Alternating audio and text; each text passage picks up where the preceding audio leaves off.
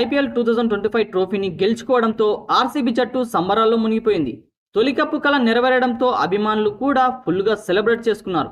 అయితే టైటిల్ నెగ్గినప్పటి నుంచి ఆ టీంకు ఏది కలిసి రావడం లేదు. విక్టరీ పారెడ్లో తొక్కిసలాట జరగడం, 11 మంది ప్రాణాలు కోల్పోవడంతో తీవ్ర విమర్శల పాలైంది ఆర్సీబీ యాజమాన్యం. ముందస్తు ప్లానింగ్ లేకుండా హడావడిగా కార్యక్రమం నిర్వహించారంటూ కొనుగోలుదారులపై నెట్టింట భారీ ట్రోలింగ్ నడిచింది.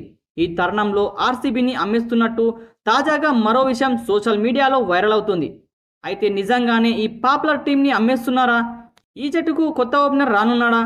అసలు రాయల్ ఛాలెంజర్స్ బెంగళూరులో ఏం జరుగుతుంది అనేది ఇప్పుడు మనం ఈ వీడియోలో చూద్దాం. అయితే ఆర్సీబీలోని తమ వాటాను విక్రయించాలని దాని మాతృ సంస్థ బ్రిటిష్ మద్యం తయారీ దిగ్గజం డయాజియో పిఎల్సి ఆలోచిస్తుందని తెలుస్తోంది. డయాజియో పిఎల్సి కంపెనీతో పాటు దాని భారతీయ అనుబంధ సంస్థ అయిన United Spirits Limited Royal Challengers Bengaluru కొనుగోలుదారులో వాటాలు కలిగి ఉన్నాయి. అయితే ప్రస్తుతం టీంలోని తమ వాటాను పాక్షికంగా లేదా పూర్తిగా విక్రయించాలని ప్లాన్ చేస్తున్నారట. అయితే ఐపీఎల్లో పాపులర్ కొనుగోలుదారులో ఆర్సీబీ ఒకటి.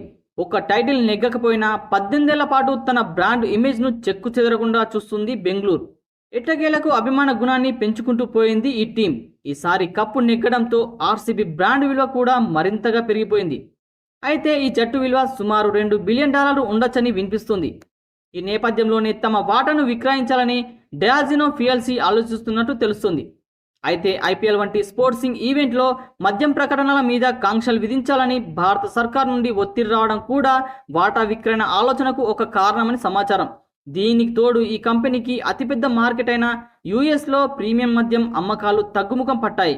దీంతో వ్యయ నియంత్రణలో భాగంగా ఈ దిశగా డయాజినో ఆలోచన చేసి ఉండొచ్చని వినిపిస్తుంది.